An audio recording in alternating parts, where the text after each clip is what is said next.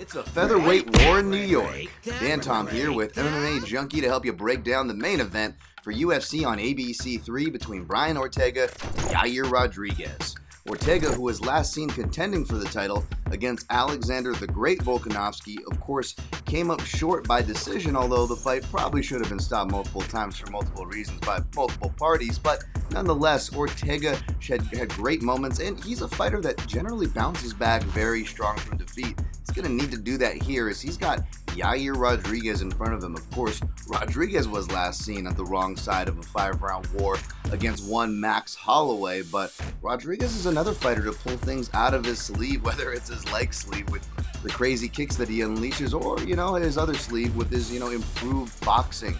Both these fighters have a lot of improvements that hopefully we'll get to see this Saturday.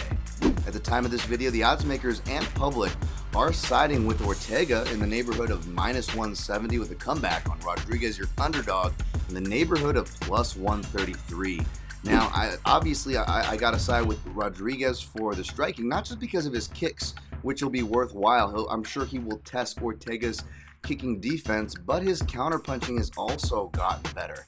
That being said, Ortega's counterpunching has always gotten better, and his opportunistic counters to finish a fight in general are kind of always present. That's always been his kind of Babe Ruth-esque quality. Even if you look at the grappling, he's not like a Damian Maia or like a Charles Oliveira, who is good in transition, but when he needs to, can play control. In fact, you'll see very little control time on Ortega. He just snatches up necks in transition, and I think the problem here for Rodriguez potentially is that if you look at the end of certain rounds in his fight with Korean Zombie after getting mauled by Frankie Edgar, he faces another submission front headlock threat in the Zombie, and he's still shooting late round takedowns. His spinning kicks will sometimes, end him up on the floor, something that we see with, spinning attack fighters like Said Nurmagomedov, who was able to get away with it against Douglas Da Silva de Andrade. But in this particular matchup, we're talking about a finisher at the level of Brian Ortega. I think giving up those positions on the ground are going to be dangerous, especially considering that Rodriguez, when giving up these positions, will tend to turtle.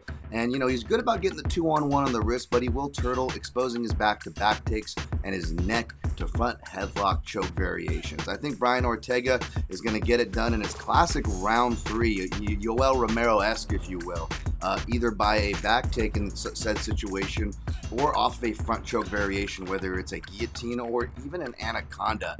But until then, he's going to have to take a lot of hellfire, a lot of strikes from Rodriguez, who could be the one fighter that perhaps could knock Ortega out. Either way, it's going to be action. I'm going to go with Ortega. For pathways to victories as well as improvements for both fighters, check out my in-depth breakdown at MMAJunkie.com, where you can find results this weekend.